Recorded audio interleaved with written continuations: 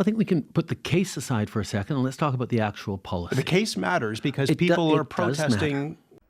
Just to be clear, you don't think you've lost the narrative on this. We had a conversation this week with somebody who's a defender of the carbon tax. He explained it. He talked about it as a dumpster fire in terms of how it's rolled out.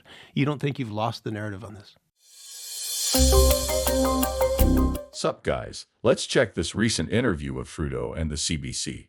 You can see that the CBC is under pressure to ask hard-hitting questions to Trudeau as their credibility has been shook and exposed for being a mouthpiece to the Liberals.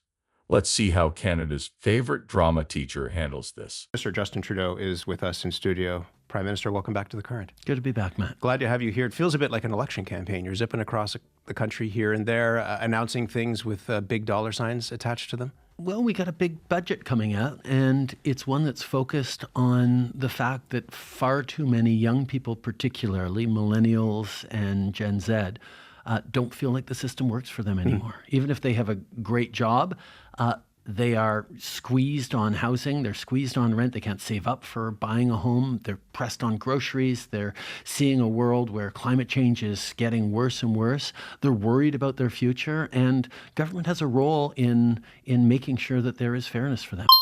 Can someone please remind me who has been in power for the last decade?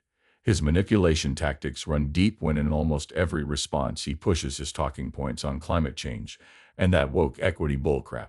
Carry on, Trudeau. Let me talk about that in a minute. I want to begin with the news of the week in some ways, which is still the carbon tax. No matter what else you seem to speak about, people are focused on the price on carbon.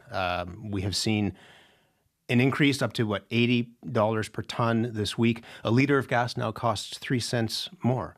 I just want to pause quick to show you how the CBC spins the increase. Look at this article and how they spin the increase as bigger climate rebates. What a bunch of clowns. Do you think you've made a convincing case to Canadians that that increase is a good thing? Well, I think we can put the case aside for a second and let's talk about the actual policy. The case matters because people are protesting, wondering whether this actually works for them. Of course the case matters, but let's make sure we're talking about the same thing. We designed a price on pollution in this country that gives more money back to average Canadians, to 8 out of 10 Canadian families, particularly middle-income and low-income people. So we're not only fighting climate change, we're putting more money in the pockets of folks who need it. Hold up. Gotta stop him again. Let's just see what the parliamentary officer said. Oh yeah, and let's not forget that Trudeau tried to silence this parliamentary officer. Roll the clip. We found that the vast majority of people, depending on the jurisdictions, but overall, a vast majority of people will be worse off under a carbon pricing regime. The overall conclusion is that the vast majority of households are worse off with a carbon pricing regime than without.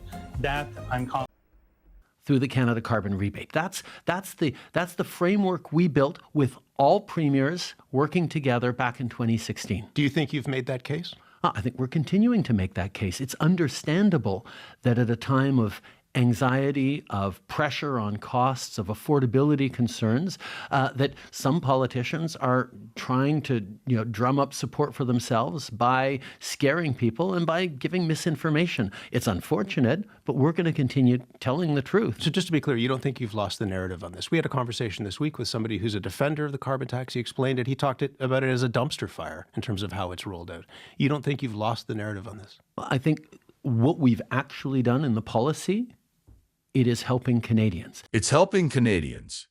Did he really say that? What world does he live in? Now, the fact that Conservative premiers or the Conservative leader of the opposition wants to take away those supports for Canadians, that's something that people need to hear. And that's not something that they're talking about. So we're continuing to talk about the fact that they have no plan to fight climate change and no plan to keep supporting people with affordability. Of course, it's not just Conservative premiers, though. It's Wab Kinew in Manitoba. It's a fellow Liberal in Andrew Furey in Newfoundland and Labrador. What would it take for them to convince you that this is not the right policy? Well, they have the opportunity to put forward a pricing frame that makes sure that pollution isn't free at the same level for the rest of the country, but in a way that works for their province if they don't want to have the federal backstop.